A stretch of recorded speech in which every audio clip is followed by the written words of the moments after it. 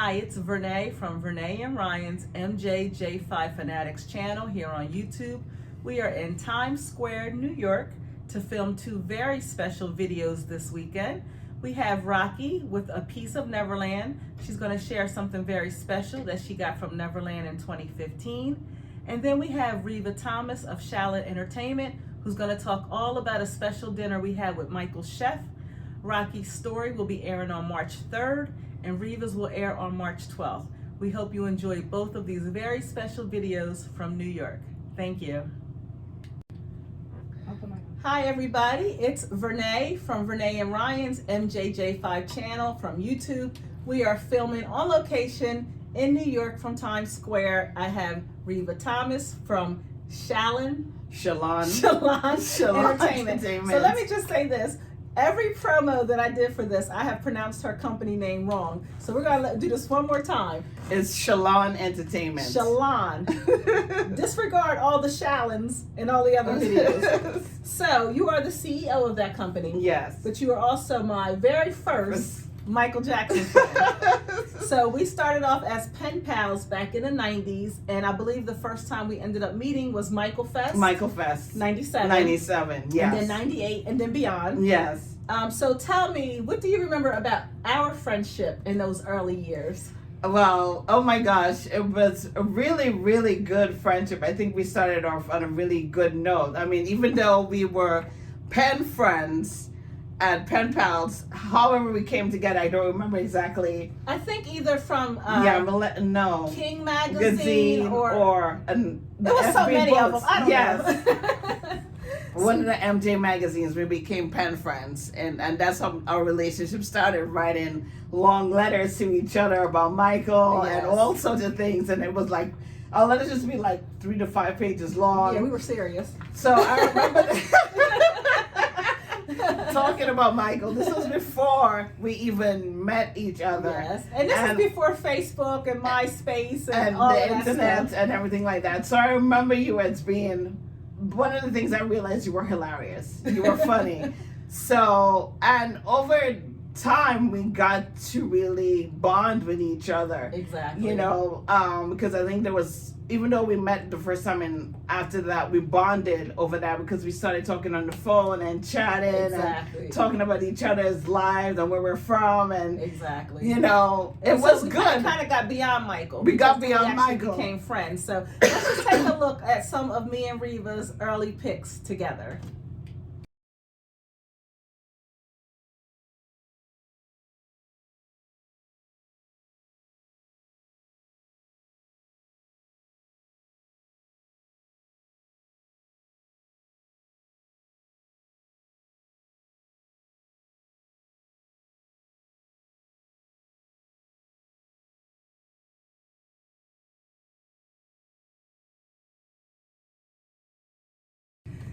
So that was fun times. So I remember being at home in Newark, Delaware, and getting a call from Reva.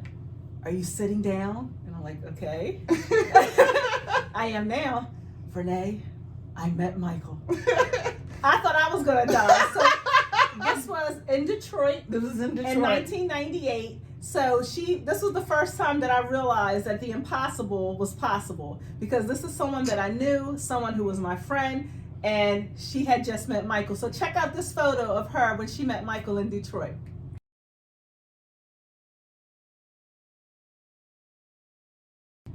That is so cool. So tell us what's going on in this picture. How did this happen? Oh, this picture, this is where I traveled. Myself and 2 other ladies, Jana and Joy and Isabella, traveled to Detroit. So in this picture, it was, everyone was following him because they know where, Michael was on the move in Detroit during that time, because he was campaigning with, what's his name, with Mr. Don Barden. So that picture was like in a parking lot of a park or something like that. I can't remember, in Detroit. So in that picture, the Jeep stopped that Michael was on, and everyone just bum rushed, but I was lucky to get close to him like that and shake his hand. I was done for the day. So who took the picture? The picture was taken by a photographer, which a news reporter, which we did I did not know that happened, that someone captured it. And the way that I found out was the next day we were getting ready to come home, we saw the picture on the front page of the Detroit Free Press. Oh my God, that's so awesome. It was just a magical moment. And during that time, he also signed my Dance in the Dream book, and I gave him a specific page to sign, which was called Courage. Aww. And he signed it. I was like in shock. That picture really showed that I was like, okay. But I told him, thank you so much. I love you so much, Michael, and thank you so much for everything you have done for the world. I try to get as much out as possible, but at least she was able to talk. I tried to get it out, but it was like, and let me get whatever. And it was just a magical, magical moment, with one that I will never ever forget. And that was my first time meeting Michael. Was it also your first time ever seeing him in person? No, my first time seeing him in person was in 95, when he was leaving the hospital, when he was discharged from the hospital. I remember that. When he was ill in New York at Beth Israel Hospital. That was my first time seeing him. That was another pandemonium and craziness, and I ended up being on the news. I remember sending a bunch of stuff from Toys R Us to that hospital for Michael, because I thought he was going to be in here for a little longer. But he did get those gifts, and he did. I know for a fact, but that's for another story. That's for another story that he did. So over time, you and I have attended many MJ events, some Yes. together, some separate, but we've had a lot of Michael events under our belt. But in 2015, you ventured out with your company and decided to host your own event.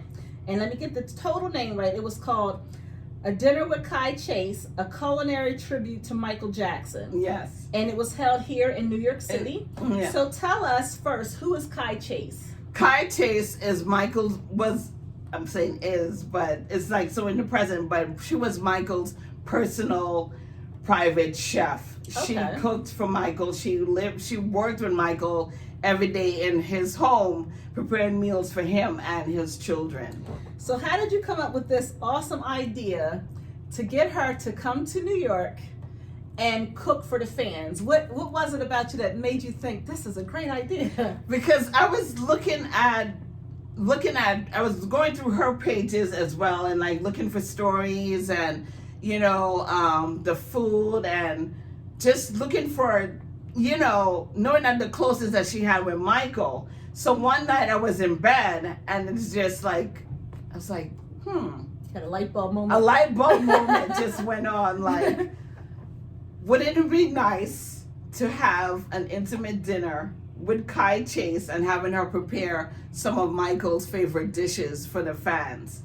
It was like a light bulb moment. It just came to me, and I was like, I have to do this. How am I going to do this? And I think I reached out to you on Facebook. I did reach out to Renee. And by phone. And I'm I'm by telling phone. you, I Yes. remember thinking, this is a fabulous idea, but this is never going to happen. I was like, it's going to be so outrageously expensive. It's going to be so crazy. And surprisingly, you pulled it off. Amazingly. Yes. Amazingly. So let's look at a couple of the things that we have from that dinner, and then we'll talk about them. Yes. Okay?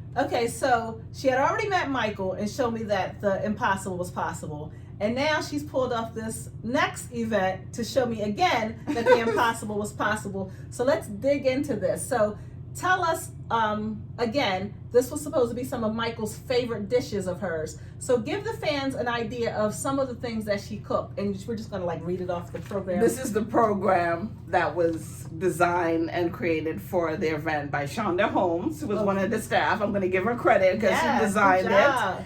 And putting it together was just beautiful. So the menu that she prepared for the event was the appetizers. The appetizers, the hors d'oeuvres, which was past hors d'oeuvres, was a jumbo grilled Cajun shrimp cocktail and a cocktail sauce. It was what she did. She put it in like in a shot glass, which we just ate from it, and you're going to see those pictures in a minute, of course. The second, that was the hors d'oeuvres. That was the past hors d'oeuvres. That's like the beginning of the event. The first course was a jumbo lump crab cake on a bed of organic field greens, served with a lemon tarragon alioli sauce. We were done after that because everyone went so. Hey, she forgot my flatbread pizza, which was also an appetizer. Yes, no, I didn't. Oh, it wasn't. Wait, hold on. That was an appetizer too. Yes, that was an appetizer too. I ate a lot of those. We had for the appetizers. We had the flatbread pizza. Yes. And the story behind that, Kai created that because that was a tribute to Michael's song, Earth Song, and that was one of her favorite songs. So she created that. So the flatbread pizza was the bomb because we couldn't get enough of it. So that was one of the items on the menu. The second course was a salad with wild green beans, goat cheese, and a frisee salad with an herb shallot vinaigrette.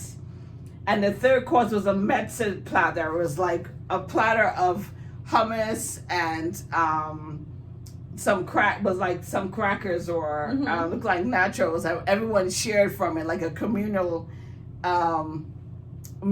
event there. You know, so that was the third one. Then Kai created her classic Louisiana seafood gumbo, which was one of Michael's favorite. He loved it, and it had everything New Orleans favorite with jumbo shrimp, king crab legs, crab meat, chicken andouille, sausage, lobster, oysters, everything that you can think of in a gumbo. She cooked it because she also has Louisiana roots as well, so she cooked that. And then there was also the Cajun chicken jambalaya pasta for those who couldn't eat the seafood because there were some people who had dietary restrictions and was allergic to seafood. So she cooked both. And the fourth course, which was the desserts, was a super duper banana splits with the ice cream sundae. That was the menu. So we have Rocky here from her interview earlier about the Neverland flag, and she's in the background going, yes, because she was also present. So it was delicious food. And we forgot one thing. We had the beverage. We also had wine as well, which we got. But we also created a tropical sparkling citrus sangria, non-alcoholic, for those who didn't drink alcohol. But we all shared into that, and it was really, really great. It was really great. So I was a part of the team. Yes. So I came aboard and worked with her. I had a very easy job. So I just had to make these cute little lanyards for everybody that was a part of the staff, which we'll show you in the pictures, and of course help. She was in charge. Renee was in charge of guest relations. Yes, that was her. Guest relations. She was a guest relations director of guest relations, ensuring that the guests were comfortable, registering the guests when they came in, made sure they checked in, showed their tickets, and also had them sign an NDA, which was necessary. So that's why you were not going to hear publicly about what was discussed at the event. And so one of the things I want to do real quick is just show the program again and the little souvenirs. So let's do that.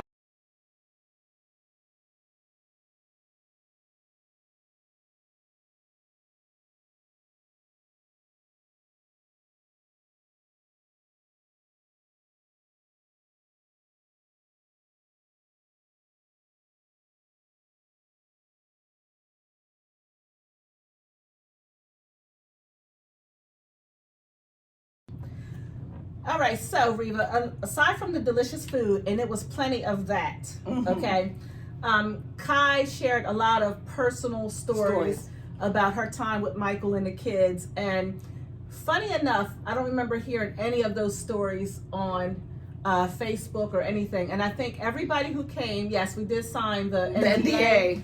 And everybody respected it and honored it. Do you think that was important when you decided the size of the event, like the smaller and more intimate, the better would be, more private it would be? Yes, that was definitely very important to me, and also to keep the sanctity of the event, to keep it private, keep it away from the media, because the media did not even know Right. about this event, Right. which was amazing, and we kept it that way for a reason. So because it was we wanted about, to go ahead. I'm sorry, I didn't mean to cut you off. So there was about 17 guests present. And it wasn't like she was telling us any stories that were bad or anything. It's just that it was an honor to hear those personal stories. And it was just something that we wanted to kind of stay in the room. It was an exclusive event, and Yes. we just wanted to keep it that way. So I thought it was a fantastic night. I really enjoyed being a part of the staff. But I know when I have my celebration of lives or any big event, once it's over, I always look back in hindsight and say, God, I wish I would have done this, that, or the other. Did you have any of those moments, or did it go over exactly like you wanted it to? I'm gonna say it went over above and beyond than I expected it to go more than I had Good. anticipated. I don't think I ever thought, hindsight, what could I have done better, because I felt everything went smoothly. I think so too. It went smoothly, so I didn't stress about, oh my God, I should have done this. Maybe I should have flown her first class in a private jet or something like that. I'm just saying. Right. But no, I did not, because the feedback that I got from everyone was really great. Everyone loved the event, and they wanted to know, when is it going to happen again? Exactly. I was like, oh, can we just Exactly. There's like, when is she coming to New York? And that's how you know that the event was happy. The people were happy, and that was mostly important for me, for the fans and the guests to be happy, and it went off smoothly. It went off without a hitch. Exactly. It was perfect. And I think one of the things when you first started advertising for the event, with Michael, already being on, I think it was one of those events that some people passed up, and then in hindsight, they had so much regret. That's true. Because yes, it was such a special thing, and when all the pictures came out back. afterwards, Yes. Oh my God! I know people were like, "Oh, I should have went." So many people some said, no, I should have went. That's true. That was true. They were like, "Oh my gosh, we missed out on this," and it's like, let us know when you're going to do it again. You're right about that. Yes, we had a lot of people, and don't get me wrong, she wanted it to Let me stay just drink small. something. Sorry. She wanted it to stay small, but there were people that were invited who didn't attend, and I know they regret that. But so when everything's over and you went back home, we all went our separate ways, and you're sitting in your house. Could you believe that you just actually did that? Like, No. you just had Michael's chef cook for us. Like, how was that? I know you had to feel like a proud mama. I was like, oh my gosh, I actually did this. Right. I pulled this off. I felt proud of what I was able to create. Right. And to create in this moment. And it was almost a sigh of relief as well, because, Of course. because I was like, phew. But I was like, oh my God, I did it. Right. And if I can accomplish this within the time frame that we planned, it was like from March up until the day of the event. Right. And put in and get in the hotel for Kai, which was very important, because that was really important, and also keeping that top notch under top secret as well, to protect her privacy. But that was also one of the logistics as well, of finding the hotel, the right places, the key places, the hotel, the venue. I knew what I wanted for the venue. I wanted it like a loft space. And when I went to do the walkthrough, I was like, this is it. This is And do you remember the name of the place? Oh, the name of the place is called the Kitchen Table, which is located in Little Italy. It was so amazing, and people don't really realize all the behind the scenes. Now, King of Pop Fanatics, my club, is one of the sponsors. Yes, she's a small sponsor. No, but But she was a sponsor. She definitely was One a of the sponsors. sponsor. But you have to consider she had to do the airfare, the hotel, the venue, the tickets, the badges, the programs, the logistics of everything. I mean, it was for it to be a small event, it was a huge take on. Yes. So I just know on behalf of myself, and I'm sure Rocky and everybody else who attended, we were honored to be a part of that and honored to be sitting at that table. And we are so grateful and so appreciative that you did this. This is not anything that anybody else had ever done, and I don't think anybody else would have ever thought about doing it. You know, it's just one of those things you just never think about Michael's chef cooking dinner. So, I mean, kudos to you for your imagination and your idea and putting this together and for letting us share this and be a part of it. It was my pleasure. Is there anything else you wanted to add about this event before I let you go?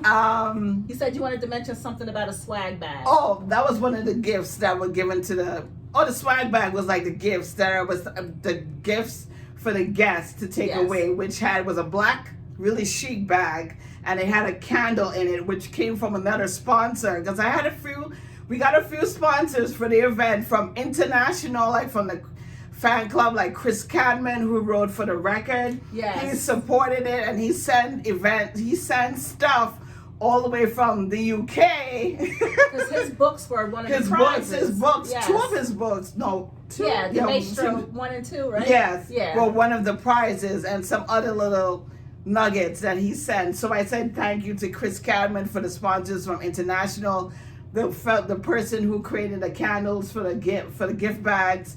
Also, King of Pop Fanatics for being a sponsor, which was perfect. She was staff, but also she was a sponsor because she supported it. And Legacy of Love for donating their time, for putting the program together and helping with the flow, donating their time and coordinating the logistics of how the event should flow. And that's when I worked with MJ Fangirl. I was going to say shout out to MJ Fangirl. She was my partner. And yes. She was also on the staff for that particular event. And now what I will say I remember is once the event was over, those guys went out. I said, I'm going to bed. We were done. Good night. It's been fun. Good night. And I'm sure by the time you came back to the room, I was already snoring because I was beat, and I didn't even do as much as you did. And yes. I was exhausted. So, but again, on behalf of the fan community, thank you. Do you think Shalon Entertainment will ever do anything like this again? I would like to. And I hope it is possible to do that in the future. I can't say when, but it would be great to do it again because I think there's a demand for it. There's a hunger for Michael events. Yes. And it is a demand as well. So I wouldn't say no that I would never do it again, but I'm open to the possibilities of doing it at some point in the future. Excellent. So, well, thank you so much for joining us on Renee and Ryan's YouTube channel. I'm sure we'll probably see you again when I get further down the line and start talking about Michael Fest and MJ Day USA. Yes. I can't wait to do those videos. And thank you for watching and tuning in, and I hope you enjoyed it. Bye-bye. Bye. Whew.